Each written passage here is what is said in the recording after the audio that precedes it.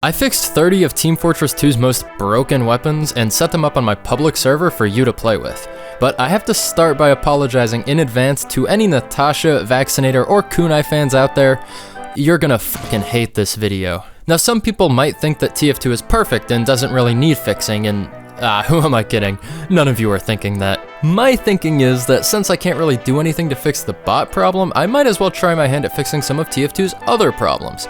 You see, most weapons in TF2 are extremely well balanced. There are, however, still a handful of useless weapons that nobody uses and need to be buffed, as well as a few legitimately overpowered weapons that desperately need a good nerf. And there's also a couple of oddball, annoying weapons that aren't even technically good but just suck to play against and need to be completely rethought. For example, the Natasha is not even a very good weapon, but people still use it for the sheer psychological damage it deals when you have to fight against this thing. It slows down anybody you hit with it, which is really frustrating to play against, so I changed it so that instead of slowing down your enemies, it speeds you up.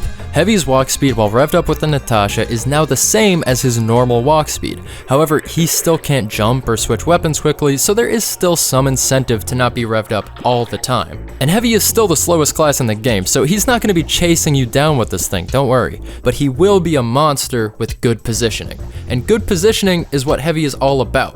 Buffed. Continuing with the Heavy, we've got the Brass Beast, which I think is pretty underrated. Yeah, it sucks being super slow to rev up and move, but that extra 20% damage is really nothing to sneeze at. This weapon is great when you're already revved up, but since it takes so long to rev up, it makes repositioning pretty dangerous. If you need some ammo or a health pack, you better have a shotgun handy because the Brass Beast is just too slow to protect you while you're walking from point A to point B. To help with this, I simply doubled the minigun's ammo capacity. The weapon that makes it hard to reposition safely now gives you some extra time before you need to reposition. Buffed. And for the final minigun change, the Huo Long Heater. I personally love the concept of this weapon, but let's face it, it's flat out useless. The Rings of Fire are a great gimmick, but losing 4 ammo a second to produce them is a mighty price to pay, and it doesn't end up being worth it 95% of the time. It only does 12.5% more damage to burning players, and they're usually only burning if they're already up in your face, which means that any minigun would really tear them apart anyways. At mid-range, the damage bonus is nice, but it's not worth coordinating with your team's Pyro just for that 12.5% more damage. I think this weapon should really encourage the Heavy to link up with a friendly Pyro for a crazy 2-man team, but in its current state, it just doesn't do that. It's too normal. It feels like a normal minigun with less ammo. It's a little less damage most of the time and a little more damage sometimes, but nothing stands out about this weapon other than the Rings of Fire, which, granted, are epic as hell. I decided to increase the damage penalty to minus 25% so it's harder to fight non-burning players, and instead of doing 25% more damage to burning players, it does 33% more damage in the form of mini crits, which end up turning into the normal minigun damage when combined with that minus 25% damage penalty because of math. So what's the point? Well, mini crits are unaffected by damage falloff, so fighting a burning target close up won't really be any different. But fighting a burning target at mid-range or long range will be absolute hell for them. I'm hoping this will give the Huo Long Heater a more specialized role in the game, but since I haven't actually used these weapons in an actual match before, I'd love for you guys to play on the server yourself and tell me what you think. Buffed. Now for some sandwiches. The buffalo steak sandwich is now eaten twice as fast and deploys and holsters a good bit faster too, allowing for high damage melee Heavy to be less of a premeditated gimmick and more of a spur of the moment plot twist during a team fight. Buffed. And the Locust bar is now eaten 4 times faster and deploys and holsters significantly faster, making it more of a mid-battle snack rather than a full-course meal. I've always thought it was the weakest sandwich since it only heals a small fraction of your health, and that 50 bonus health might seem nice, but it doesn't actually increase your overheal capacity, so if you're using a medic on your team, which you should be, it kind of becomes useless. This new design will allow Heavy to take multiple bites pretty much back to back and will allow him to cut his snack time short anytime he likes to jump back into battle. It still increases your max health and it still doesn't heal much, but now it's way harder to be caught with your pants down like with the other sandwiches. Buffed. And for our last heavy change, I tried to do something us heavy fans have been wanting for a long time, a heavy subclass. If you don't know, a subclass is basically any weapon or combination of weapons that radically changes how a class is played, while still allowing them to fill their niche role. Think Huntsman Snipers, Demo Knights, and Battle Engineers. Heavy has never had a true subclass, so here's my attempt. The Big Business, previously known as the Family Business. What once was a slightly different shotgun side grade is now a complete and total death machine on par with Heavy's miniguns. It still has 7 shots in the clip, but instead of boringly just firing a little faster and doing a little less damage, it gives Heavy a speed boost anytime he hits an enemy with the thing. And if he eliminates the enemy entirely, they'll drop a small health pack that Heavy can swoop in and grab with his speed boost. Fat Scout has arrived. Tell your friends. Now, obviously this is a direct upgrade from the normal shotgun so far, and it is a direct upgrade to the normal shotgun, until you switch to your minigun and realize that 75% of your ammo is gone, permanently, which means no spam fire, no busting up sentries, and 75% less ammo from all ammo packs and dispensers. You've really got to use your minigun sparingly, if at all, if you're gonna run the big business. Buffed. Alright, well that was fun talking about Heavy and all the goodies he got for Christmas this year, but buffs aren't the only thing I'm dishing out today. It's time to move on to a class that has had it too good for too long. These nerfs are long overdue. Some of you are gonna love this, and just as many are probably gonna hate it, but let's just face the facts, it has to be done. It's time to nerf the sniper. All sniper rifles have their primary ammo capacity cut in half, and now fire tracer rounds. Stealth is Spy's thing. I'm sick and tired of snipers hiding in the shadows getting cross-map insta-kills without anybody knowing where they are. And you might say that good communication fixes the problem of stealthy snipers, but it really does not. First of all, good communication is supposed to be Spy's counter. Sniper's counter is supposed to be good positioning, you know, staying out of his sight lines. And how are you supposed to position yourself accordingly if you don't know where the sniper even is? You can't expect an entire team to know every map's callouts just to deal with snipers. Calling out a spy is effortless. Spy is heavy, spy on carts, spy on sentry, spy at spawn, but snipers don't stick to landmark locations like carts or sentries. They could be anywhere on the entire map. If you're on Badwater and you say sniper on rocks, that could literally mean like 4 different things. And since they're a long-range class and Spy is a short-range class, actually getting to the position takes time, so they have a longer time to reposition than a Spy does. And so the stealth pick class, Spy, is easier to pinpoint verbally than the non-stealth pick class, Sniper. That is a massive fucking problem. If a Spy kills you without you ever seeing him or knowing he exists, you think, man, what a good Spy player. If a Sniper kills you without you ever seeing him or knowing he exists, you think, well that's an annoying spot, how am I supposed to fight against that? I say, no more. I've just had enough. The reduced ammo will force Sniper to reposition more often or pick sniping spots near ammo packs, making it easier to spot snipers and kill them while they reposition, and make it easier to predict where a sniper might be camping out at. The tracer rounds will also encourage a sniper to reposition more often so he's less predictable and allows players to actively consider enemy snipers' sightlines during combat instead of just being in the middle of a team fight and getting your head blown off out of nowhere. Because you get to see all the shots the sniper hits and the ones he misses, you're able to perform a little bit of mental calculus to deduce just how accurate this guy really is, what targets he's prioritizing, and what all he's really able to see from his position. Nerfed, nerfed, nerfed, nerfed, nerfed. And now it's time for the old switcheroo, the Hitman's Heatmaker, which is the exception to literally everything I just said, because this guy does not fire tracer rounds unless the focus ability is activated. I did, however, increase the body shot damage penalty from -20% to -66%. A normal sniper rifle does 150 damage on a fully charged body shot, and the Hitman's Heatmaker does 50. It is the weapon of the tryhards. If you're a truly elite sniper who never misses a shot, you won't notice any of the sniper nerfs as long as you use this weapon. But if you think this weapon sucks, then I have one recommendation for you. Get good. Nerfed. And if you're somebody who thinks about game design sometimes, you probably know that by giving every sniper rifle tracer rounds, it inadvertently buffs the Machina, which used to be the only rifle to have that downside. Which is why the Machina now slows down your move speed just a little bit to make up for all the extra damage you get to do. Nerfed. And now that I'm done being the bearer of based news, it's time to get to the fun stuff, sniper secondaries. I'll start with the smallest change, the Cleaner's Carbine, which now has highly increased accuracy to make it more of a mid-range finisher weapon, distinguishing it from the SMG's close range capabilities. Buffed.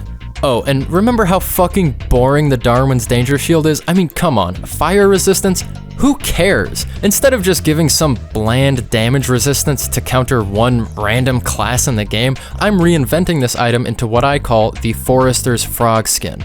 It'll protect you from danger, sure, but not by passively shielding you from one random class in the game. Instead, this thing gives you increased move speed, massively increased jump height, and 25 less max health. Remember what I said about wanting Sniper to reposition more? This thing will let you do that and then some. You can reposition yourself right in front of some dude's face and lodge an arrow into it, or simply jump back and forth between health packs and high ground. You can now go where no sniper has ever gone before. Nobody will see it coming, but they will be able to react strategically due to the tracer rounds, unless you use the heat maker, in which case I think I may have just unleashed the mother of all tryhards. Buffed. The Razorback is getting a similar treatment. Instead of shielding you through mobility, this one actually will shield you passively. Not being able to be overhealed was kinda stupid, so I removed it. I understand why it was there. It was to prevent a sniper from being able to tank a bunch of revolver shots through the overheal while simultaneously being immune to backstabs. But don't worry, because I've removed the backstab immunity. It still discourages backstabs though, because it soaks your stabber in Jarate for 8 seconds, so if you're playing around your team, you are sure to be avenged quickly after your death. It also increases your max health by 25 like the Danger Shield used to. Now it's harder for a spy to stab you, and harder for him to shoot you to death, but both are still possible, unlike with the old Razorback where it forced spies to use their revolver. The health bonus also means you get a little bit more out of health packs and can be overhealed to 225 health, which I think will combo nicely with the Huntsman and hopefully won't be too unfair to fight against. I mean, surely a pocket soldier is still going to be more dangerous than a pocket Huntsman sniper, right? I've also been calling this one the Wet Blanket instead of the Razorback because I just imagine Sniper wearing a huge pea-soaked blanket on his back that coats spies in Jarate for stabbing him. Nerfed, but only kind of. And now for the Cozy Camper, which is exactly the same as it used to be, except that it now puts your max ammo to a whopping 40, so that you can, camp. If you somehow manage to surf a rocket into a crazy good sniping position, the Cozy Camper will let you heal back up, like normal, and keep you well stocked up on ammo. Buffed. Alright, time to talk about a weapon that should be cool, but isn't, the Shahancha. A little extra damage when below half health and a little less when above, that's just kinda lame. It's not that impactful. So I changed each instance of 25% with 70%. That's right, 70% more damage when low on health, 70% less damage when you're healthy. That's 111 and 20 damage respectively.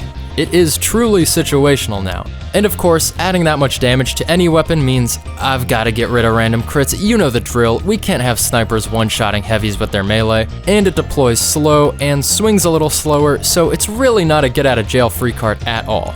You've gotta be smart if you pull this thing out or else you're toast. But even with all the downsides, I still think it'll be better, or at least more fun, than the original Shahancha. It is a guaranteed 111 damage after all. That should make any scout or spy think twice about chasing you around that corner. Buffed. And speaking of spies, let's talk about the Tribalman's Shiv. In normal TF2, it's a decent way to reveal spies, but nowhere near as good as the Jarate. So I just leaned into the bleed a little more and made it do less damage on hit with longer bleed time. Meaning it does 87 damage over the course of 10 seconds instead of 81 damage over the course of 6 seconds. 10 seconds is also how long how long Jarate lasts, just for reference.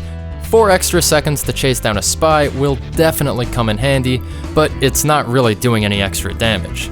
Buffed. Whew, alright, that was a lot of changes for just Sniper and Heavy, but I think we can all agree that those are the classes that needed them the most. These next ones will be a lot faster, like Soldier. I mean, I might be biased because he's my most played class, but I can't think of a single weapon he has that doesn't work the way it should.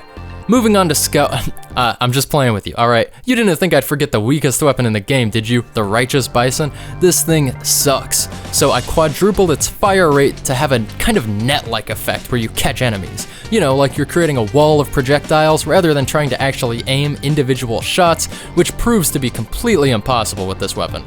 Now it actually has a mid-range use of pushing a sniper out of his nest or breaking up a big cluster of enemies instead of just being, you know, the fucking worst weapon in the game. It's still not going to be out damaging your rocket launcher though, so don't get any big ideas. It should be fun to play with though. Buffed. Okay, now it's time for Scout, for real this time. Again, you might hate me for saying this, but I think Scout doesn't have a single overpowered weapon. I am making this for you guys though, so if you all really think the Force of Nature or Criticola need to be changed, I'm willing to work with you guys there. But for right now, I'm just gonna change the candy cane and call it a day. Instead of 25% more damage from explosives, which ends up making this thing too situational, I'm just gonna go all the way and give him 25 less health for equipping the item. And to balance it out and make this thing actually fun, I've made it so that the health packs enemies drop when you kill them now fully heal you, along with every other health pack in the game. Meaning as long as you don't take too much damage all at once, you could theoretically go on a total rampage with this thing, or a sugar rush, if you will. Buffed. And for the third class that barely gets changed, Demoman. I'll be honest, I'm just gonna buff the shit out of the caber and move on with my life. No more damage nerf. In fact, there's a damage buff. Triple damage to buildings, you heard me. I want to live in a world where Demoman can charge headfirst into a distracted sentry gun and destroy everything in the vicinity, including himself. This one definitely needs playtesting, but I'm praying to God that it works the way I want it to, because this image is just hilarious to me. The next change might be considered a downside, but really it's just another upside, which is that the Demoman's Ullapool Caber deals more damage to himself, enough to guarantee that the Demoman dies even if he's overhealed. Now normal, sane people will see this as a downside, but Caber users are not normal, sane people. They don't want to live after they've lost their Caber. That's all they've got going for them. It's the only thing they care about. Dying immediately after using it just means you get to respawn quicker, which means you get your charge replenished faster, which means more cabering. It's all upsides in Caber Town. Also, it gets random crits now. Fuck you. Buffed. Oh, and you know how the Iron Bomber is like super boring and barely changes anything from the normal grenade launcher? Well, it's the Carpet Bomber now. Buffed. And since these Demoman buffs might bother some engineer mans, I'll go ahead and tell you about the Texan's new toys. The Pumpson now fires faster, like the Righteous Bison, but not as fast, and reloads slower. And instead of draining Uber and Cloak, it just drains twice as much Cloak now. There is just no fucking reason Engineer should be capable of single-handedly destroying an Uber push on his own goddamn sentry. Since spies can get a ton of Cloak from destroyed buildings, this shouldn't be too annoying for spy players unless they're using the Dead Ringer, in which case if you don't have the Dead Ringer active, it's gonna disable it for a couple of seconds, and if you do have the Dead Ringer active, you're gonna get about, 1 millisecond of Cloak before the Engineer comes at you with his wrench. I think it's about time we saw some Dead Ringer counterplay from Engineer, don't you? Buffed. Okay, time to make every Engineer main watching this very angry. The Jag is too strong, it just is, everyone uses it, and for good reason. The repair penalty is barely even a penalty due to the increased swing speed. I think the Jag should be great at getting buildings up quick, but bad at keeping them up. So I increased the repair rate penalty from -25% to -40%. You can still use the Rescue Ranger to repair quickly, so this shouldn't be too bad, but I'm really tired of the Jag reigning supreme over all the other wrenches. Nerfed. Hopefully this change will give other wrenches a chance, like the Southern Hospitality. It's my personal favorite and the one I always use. No spy expects you to pull this thing out, so it's hilarious to smack him in the face with crazy damage and watch him squirm away bleeding. I think it's honestly one of the most underrated weapons in TF2, and hopefully with this Jag change, that will stop being the case. The Southern Hospitality remains unchanged. And now it's time for us to discuss what, in my opinion, is the most hair-wrenching stat in all of TF2. The Eureka Effect's 20% metal penalty. I hate this stat so much. It is so unforgiving. A medium ammo pack used to give you everything you needed for a dispenser, but not with the Eureka Effect. A large ammo pack doesn't even let you fully upgrade your sentry or dispenser. What is this chicanery? It's so unfun to use and it throws off your entire Engineer rhythm. The taunt teleportation, granted, is awesome, but I never once in my life have used this weapon with a smile on my face, except for during weird ninja-neering shenanigans that only really work if you don't build a teleporter entrance, which makes your whole team look at you like you're an asshole. And the construction speed boost penalty is fine, but I think a more fun wrench would look something like this. Keep the cheaper teleporters, keep the taunt teleportation feature, make teleporters two-way, you heard that right, two-way, and make teleporters build 50% faster. This opens up all kinds of team-oriented teleporter shenanigans and will ideally make payload and 5CP maps more fun since your old teleporter exit can become your new teleporter entrance. It's clearly the teleporting man's wrench, so it only has one downside. Sentries fire half as fast, meaning half damage and half knockback. And they're just as expensive to build, so this is really a kick in the lug nuts. I imagine this new Eureka effect being great with cooperative engineering, giving all the engineers on your team the ability to teleport back to spawn through your two-way teleporters and resupply their metal while they focus on keeping up the sentries. You could even do things no engineer has ever thought to do, like not placing the teleporter entrance at spawn and instead placing it somewhere on the battlefield itself, essentially allowing your team's heavies to be in two places at once or having an elevator between high ground and low ground. I'm really happy with this design, and while it may not be perfect, I'm hoping you guys can give it a shot and let me know what works and what doesn't. Alright, now it's spy time, and these changes are my favorite. Remember when I said that a select few weapons in TF2 are legitimately overpowered? Well, my friend, most of them belong to spy. First, the Diamondback, which gets you a full-blown crit every time you stab someone or sap a building. You might think of it as similar to the Frontier Justice, but they are actually exact opposites. The Frontier Justice gives you crits when your sentry gets destroyed based on how many kills it had, meaning as an engineer, your damage only goes up immediately after your damage and defenses went down. One goes up, one goes down. Yin and yang, push and pull, that's called game balance. The Diamondback doesn't fucking do that at all. It increases your damage when their damage gets decreased. You get crits when their heavy gets stabbed, when their sentry goes down. Being an engineer with a destroyed nest already sucks, but being an engineer with a destroyed nest sitting next to a spy with 4 insta-kill bullets in his gun is much, much worse. I'm all for snowball weapons that reward you for doing well, but look at the Eyelander or the Bizarre Bargain for instance. These take time to snowball. You have to really prioritize survival to see any benefits from these weapons. The Diamondback doesn't even encourage survival. It's like, well, I have all my crits now, I guess it's time to fucking use my ultimate ability by running headfirst into the enemy team, killing 3 random people, and then dying immediately. That isn't the role of a stealth class, that's fucking Reaper from Overwatch. I'm fine with this being the damage gun, but Jesus Christ, that's just too much damage. So with that in mind, I am proud to introduce you to the Diamond Back-to-Back. It's just like the normal revolver, except it's only got 2 bullets. But if you manage to take someone out with the first bullet, then you've got 1 second of critical hits, enough time to fire the last bullet and take out a second target before escaping. And no, you won't be able to chain together crits because the reload time is actually a little longer than the crit time. The crit itself will do 120 damage, so if you've got a weak player and a semi-weak player in your sights, you can dispose of them both in less than a second if you really know what you're doing. Think James Bond double taps. And you might be thinking, wait a minute, doesn't this kind of discourage the spy's enemies from protecting their weak players since getting close to a weak player might mean they get double killed? And yeah, it does. That's the point. The spy's disguise kit already makes the enemy team not trust their teammates and not want to get near them because they might get backstabbed, and the Diamond Back-to-Back pushes that concept even further. With this new design, I'm hoping that a spy can break the enemy team's psychology just as well as he can stab their backs. I absolutely adore the idea for this item, but I can totally see it being broken in practice, so you guys will again have to try it out and let me know. Nerfed. Alright, moving on to Spy's other broken weapon, the Conniver's Kunai. Here's how the old version worked, or didn't work, rather. You sneak around with low health until you get a backstab, and upon a successful backstab, immediately gain a ton of health to help you escape. The problem here is that, and this may come as a surprise to you, Spy can go invisible, so avoiding taking damage before a backstab is actually not that hard, almost inevitable for any half-decent Spy player. The health gain on a backstab, however, is incredibly useful, significantly protecting the spy after getting a kill, especially when used in combination with the Dead Ringer.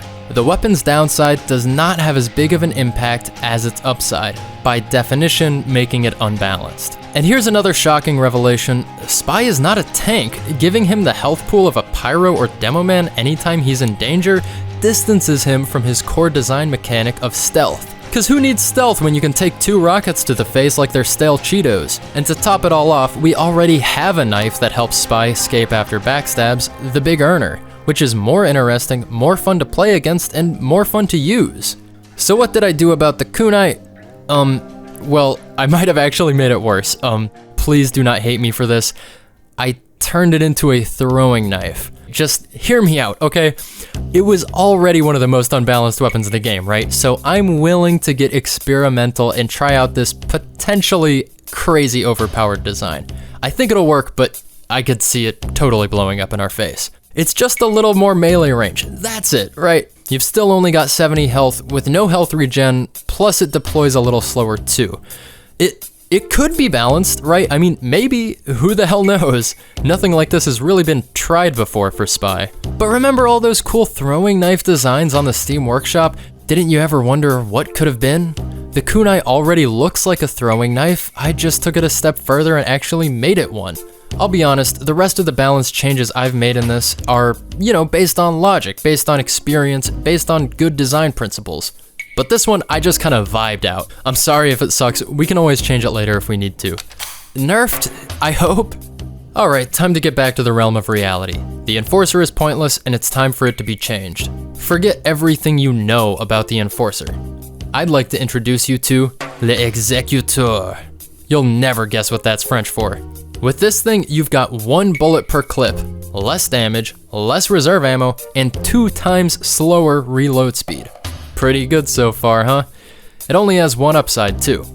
On hit, bleed for 8 seconds. That's 64 damage, way less DPS than the normal revolver. You might be thinking that it'd be impossible to get any meaningful kills with this thing, and you'd probably be right.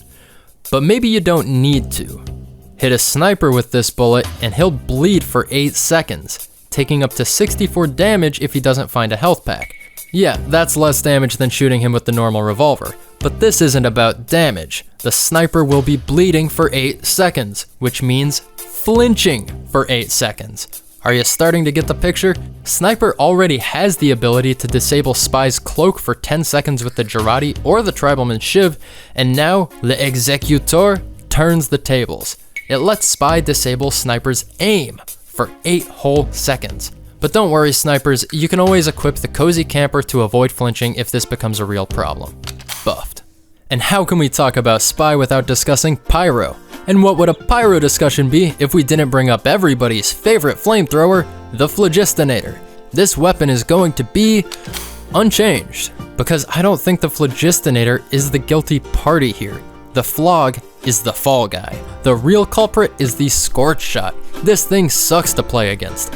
All a Pyro has to do is aim in the general direction of the enemy team and left click, and within moments his Phlog meter will now be filled up and ready to go. No more, I say. I'm gonna totally turn this thing upside down. Meet the new Scorch Shot, or as I call it, the Firefly. Wait, don't click off the video. I know it looks terrible. I know it looks like total bullshit, but I promise it's not that bad. These flares barely do any damage. It's all just in the afterburn. And look at them. They don't move very fast at all either. And good luck trying to actually aim the damn thing. They go all over the place. The point of this weapon is to let Pyro do what the Scorch Shot was already making the Pyro do, which is to just aim in the general direction of the enemy team and hold down left click, but with a better result. Armageddon fire on big groups of enemies to cause maximum chaos from a distance. It's not actually gonna kill anybody. Imagine raining down Armageddon on an enemy push while a couple Huo long heater heavies sit behind you ready to pick off anybody hit by the flares. Or imagine just shooting a couple of these bad boys into a room, running in with the extinguisher, and just praying to God that one of them hits something. These new flares, or fireflies, are really just an inconvenient distraction. They're not hard to dodge at all if you're paying attention to them. But you do have to pay attention to them. I really think this will still manage to be less annoying than the old Scorch Shot. Maybe that makes me look like an idiot, but I don't care. Nerfed. And remember, like with all of the weapons, if it totally sucks, we can always just change it. This next one though, I'm pretty confident in. The Sharpened Volcano Fragment. This is, and I've thought this for like 11 years, the coolest looking weapon in Team Fortress 2. Which sucks, because it is by far the stupidest fucking weapon in Team Fortress 2.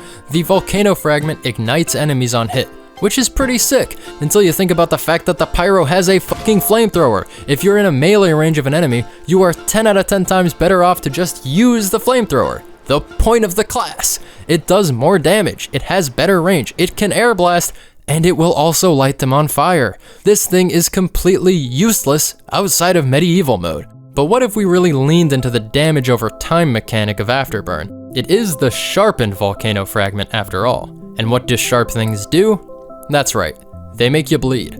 So now instead of just igniting enemies, the volcano fragment will also make them bleed, meaning they'll be taking 16 damage a second for 6 seconds after you hit them with this, for a total of 129 damage. This may seem overpowered, but let me remind you, this is still significantly less damage per second than the normal flamethrower, which can kill a light class in less than 2 seconds if the Pyro is aiming properly. And let me also remind you that the original volcano fragment did 100 damage after 6 seconds, and nobody thought that was unfair, so this change really isn't that crazy. It'll definitely send enemies into a panic though, seeing their health draining that quickly, especially a medic or light class. Buffed. Speaking of medic, he's got a couple new toys too. I'll start by talking about the Quick Fix, which in my opinion is the most underrated weapon in this entire game.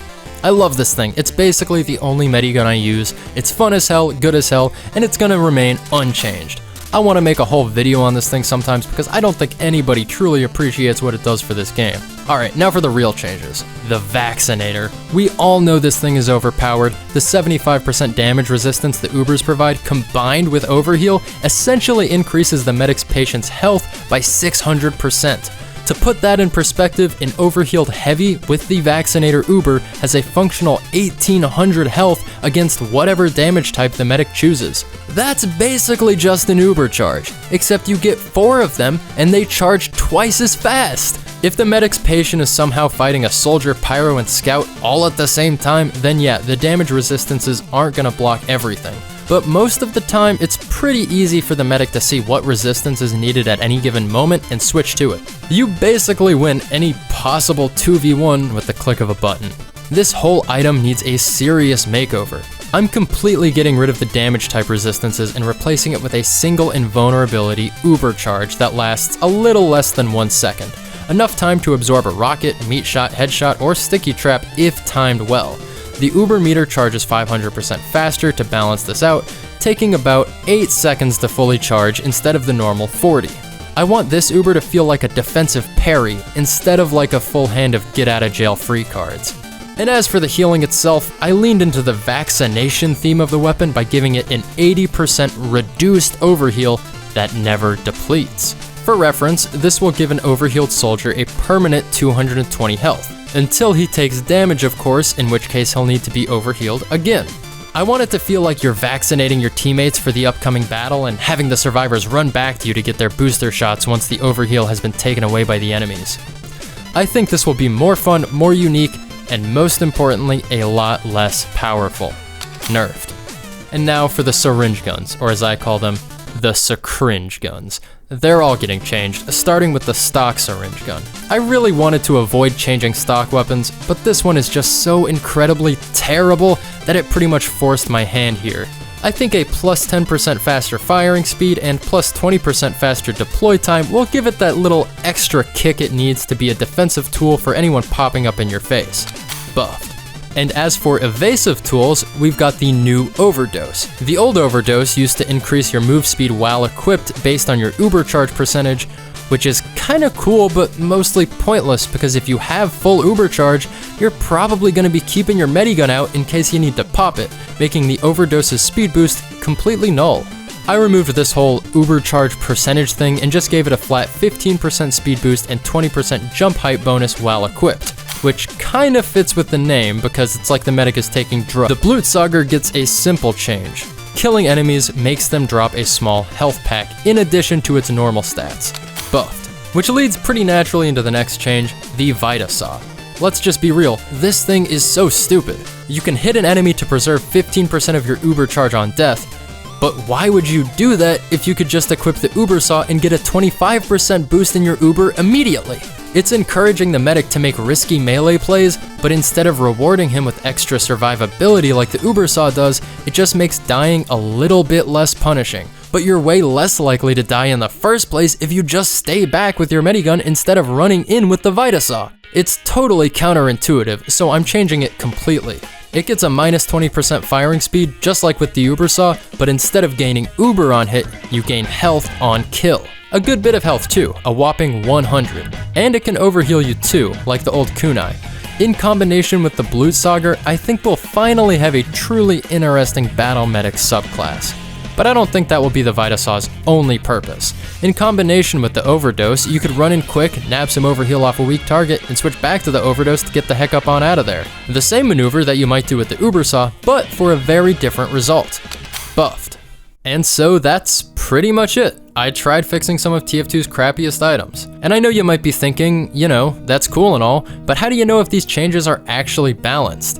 And the answer is, I don't. I have a decent bit of game design experience, but if I'm being honest, I really need your help with this project. Just by playing on the server, whether or not you use the changed items or not, you'll be helping me to see how these changes affect the actual gameplay. And if you want to take it a step further, you can join my Discord server and tell me directly if something feels unfair, or you can share this video around to some friends and help populate the servers. These changes are not permanent. I expect there to be some problems, so I'll be updating the rules when necessary to try and maximize the fun you guys can have on the server. I truly believe TF2 is the greatest game ever made. It's at least the greatest game I've ever played. And by continuing to make these balance changes as a community, I think we can get it to a state we've never seen it in before. A new golden age.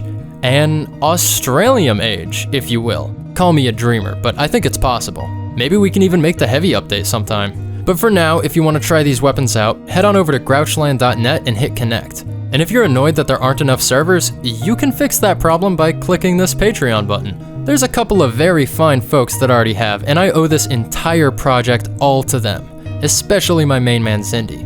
Oh, and also thanks to Fish Stick on a Stick and High GPS for their contributions to TF2's ongoing balance discussion. And if you ever somehow get bored of TF2, you can click that lightning bolt icon on the website for a guaranteed good time. Alright, that's it from me. See you on the server.